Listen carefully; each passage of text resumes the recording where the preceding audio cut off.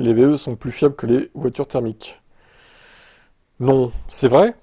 On n'aurait pas cru. Chaque année, les statistiques des pannes de HADAC permettent d'analyser la fiabilité des voitures en Allemagne. L'édition 2025, qui se base sur plus de 3,6 millions d'interventions réalisées en 2024, met en évidence des tendances marquantes, notamment celles concernant les VE. Les chiffres montrent que les VE surpassent leurs homologues thermiques en matière de fiabilité. En 2024, les pannes pour 1000 véhicules étaient de 12,9 pour les modèles essence ou diesel, mais seulement 8,5 pour les VE. Et encore, je serais curieux de savoir les pannes en question, je pense qu'ils vont le dire après. Cette tendance est encore plus prononcée pour les voitures récentes, entre 2 et 4 ans, avec un taux de panne de 3,8 pour les VE contre 9,4 pour les thermiques. Oui, le constat est clair. Malgré leur complexité technologique et les défis posés par le système de gestion énergétique, les voitures électriques souffrent moins de défaillances mécaniques majeures. Ça s'explique par la simplicité relative de leur moteur, qui comporte moins de pièces mobiles que les moteurs thermiques. Pas de quoi mettre fin aux polémiques, mais de solides arguments pour tordre le cou aux rumeurs infondées. Ironiquement, la principale cause reste la batterie 12 volts des pannes chez les VE, un composant classique, utilisé pour alimenter les systèmes électroniques à bord. Ces batteries, souvent perçues comme archaïques, dans des véhicules technologiquement avancés, représentent 50% des pannes signalées pour les VE, contre 45% pour les thermiques. Les batteries 12 volts ne supportent pas toujours les sollicitations fréquentes liées à la connectivité accrue des VE, comme l'utilisation intensive des applications mobiles pour surveiller ou activer certaines fonctions. Pourtant, ce problème n'est pas insurmontable. De nombreux fabricants, dont Toyota, ont déjà introduit des batteries plus performantes. Déjà, il faudrait des batteries 12 volts lithium. Et de toute façon, normalement, elles sont censées se recharger par la grosse batterie. Donc, si tu tombes en panne de batterie 12 volts, c'est que ta batterie de traction ne recharge pas la petite, ce qui est pas normal. Bon, la prochaine étape virait ces batteries 12 volts. Mais je sais pas si ça va être possible en vrai. Bon, ou alors en mettre des lithium, quoi. Plus résistantes, qui tomberont pas en panne comme ça facilement. Alors, on a Peugeot Motorcycles qui se lance dans les scooters électriques à pas cher, 39 € par mois seulement. Donc 110 km d'autonomie et 45 km/h de VMAX. Donc techniquement, il a plus d'autonomie qu'une Citroën Ami. Bon, après, la Citroën Ami, c'est normal qu'elle consomme plus. Elle est carénée aussi, c'est une voiture. Le Kisby propose des modes de conduite boost pour une puissance maximale et éco pour économiser l'énergie avec des batteries amovibles qui sont rechargeables en 4 heures. Alors ça, c'est pas mal aussi, les batteries amovibles, parce que ça évite les vols, mine de rien. Tu enlèves tes batteries, tu les recharges chez toi, le mec qui veut voler ton scooter, il se retrouve baisé en fait. Il peut pas la voler, la bécane. Donc ça, c'est pas mal. Conçu sans trop de surprise pour parcourir les artères bondées des centres-villes, cette version électrique du scooter Kisby est dotée d'un moteur d'une puissance de 2,5 kW. Disponible avec une ou deux batteries amovibles, elle se recharge facilement une fois retirée de sous la selle. Avec le chargeur rapide de 600 watts disponible en accessoire, une charge complète se fait en 4 heures, soit le temps d'une demi-journée de travail. Deux modes de conduite sont disponibles. Le premier, le Boost, mode Boost, permettra de profiter de toute la puissance en circulant exclusivement dans ce mode de conduite. Vous pourrez parcourir jusqu'à 94 km environ, avec deux batteries. Donc là, vous pourrez atteindre 45 km/h. Ensuite, il y a le mode Eco. Vous pourrez alors faire 110 km d'autonomie avec les deux batteries, mais par contre, tu es bridé à 31 km/h, ce qui n'est pas très rapide. Après, dans les zones 30, oui, ça peut. Tu passes avec ce mode-là, et puis tu remets en mode Boost au pire. Alors, par contre, le prix, il y a un mais. 39 € par mois ou 3000 €. Mais en choisissant l'offre de mensualité, vous vous engagez sur une location avec option d'achat de 37 mois et 15 000 km, avec un premier loyer majoré de 851 €. L'option d'achat finale sera ensuite de 1200 €, soit un montant total dû en cas d'acquisition de 3441 €. Ce qui fait quand même 500 de plus que si tu l'achètes comptant, quoi. Il y a aussi le Kisby 125 qui sera aussi accessible avec un permis B, moyennant quand même une formation de 7 heures réalisable sur une journée.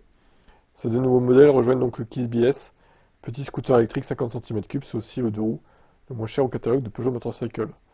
Son prix commencera à partir de 1899 €. Alors le Kisby S qui est donc la version thermique, la pétoire quoi, qui fait plus de bruit qu'il n'avance. Bon, par contre évidemment vous avez plus d'autonomie, 380 km avec un réservoir d'essence de 6 litres 3. Voyons les données techniques. 1,6 kWh à la batterie. Durée de vie de la batterie 76 000 km. Ah c'est marrant ça. Il te donne la durée exacte en kilomètres de la batterie. Ouais, ça vaut ce que ça vaut. Hein. Donc si je comprends bien, quand t'as là c'est la batterie simple, donc t'as deux fois moins de kilomètres.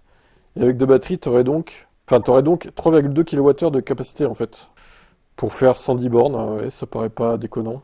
Ok. Bon, écoutez, alors à première vue, c'est vrai que 3000 balles quand même, pour si peu de puissance et si peu d'autonomie, c'est peut-être un poil cher. Après, quand tu regardes la Citroën Ami, bah, c'est 7000 et quelques. Et alors c'est sûr, hein, c'est un quadricycle, là, donc t'es abrité de la pluie par exemple.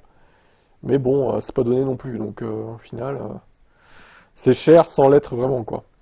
Qu'est-ce que vous en pensez? Est-ce que vous seriez tenté d'acheter un scooter électrique, vous? Il se recharge en Espagne. Shell lui réclame près de 1200 euros. Bon alors, qu'est-ce qui s'est passé là? Bah, par contre, il est payant l'article, donc on va pas pouvoir tout lire, malheureusement. C'est con ça. J'espère qu'on aura au moins les grandes lignes. Alors que son chargement électrique lui a été facturé et débité sur son compte 2 fois pour un total de 1200 € en Espagne, John n'arrive pas à se faire rembourser, il a déposé plainte. Un couple de retraités qui tient un petit gîte dans ce village d'un peu moins de 600 habitants.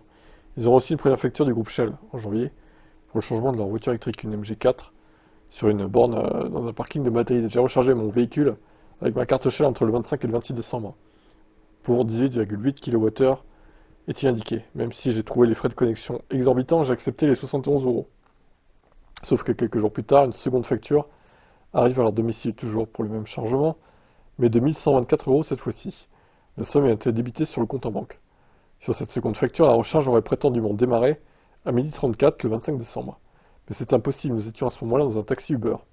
Le détail indique 10 kWh de chargement, mais des frais de connexion de 925 euros, soit l'équivalent de plus de 12 jours.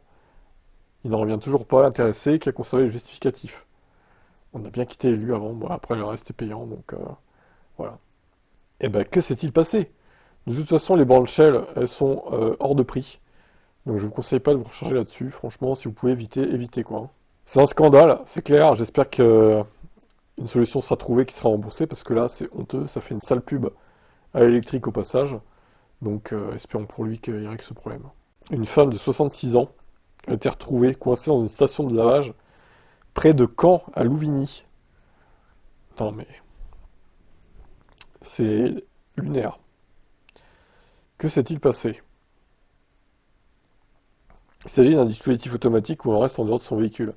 En principe, on règle le lavage souhaité. On cale les roues de la voiture dans la glissière et on laisse faire le programme qui dure quelques minutes. Pour une raison inconnue, la femme s'est précipitée dans sa voiture pour y prendre quelque chose alors que le lavage venait de débuter. Le véhicule avançant, la victime s'est retrouvée prise au piège lorsque la portière s'est refermée sur elle, au contact du rouleau. Fort heureusement, le mécanisme s'est arrêté avant qu'elle ne soit totalement écrasée. La dame criait, elle était complètement coincée, les jambes à l'intérieur de sa voiture et le corps du haut à l'extérieur. Oh là là. Sérieusement, l'état de la femme, quoi. Qui fait ça, quoi? Vraiment, mais faut pas être bien dans sa tête pour faire ça quand même. Les pompiers ont toutefois rencontré des difficultés pour intervenir. Le propriétaire de la station de lavage n'étant pas technicien, il ne connaissait pas les détails du mécanisme et du portique de lavage. Impossible de faire reculer manuellement les rouleaux pour désincarcérer la victime. Le sauvetage a duré plus d'une heure compte tenu de la configuration de la machine et du danger de blessures graves qui pesaient sur la victime. C'est pas une technique d'intervention qui figure dans le manuel. Ouais, confier à un pompier, tu m'étonnes. En même temps, comment veux-tu anticiper un tel incident, quoi? Vraiment. Le scénario est lunaire. Au final, la victime a pu être extraite de la station de lavage vers 13h30. Elle présentait des blessures au membre inférieur, sans que son pronostic vital soit engagé. Les pompiers ont ensuite conduite au CHU pour des examens supplémentaires. En 20 ans à exploiter la structure, c'est la première fois que ça arrive, j'ai jamais vu ça. A déclaré le gérant. Putain. Franchement, bon, je pense que la dame en question, elle n'ira plus dans les trucs de rouleau. Je sais pas ce qu'elle voulait chercher en urgence, son téléphone, peut-être que quelqu'un l'a appelé. C'est bon, bah, voilà, vous êtes prévenus. Hein. Évitez de vous coincer du coup dans des portiques de lavage.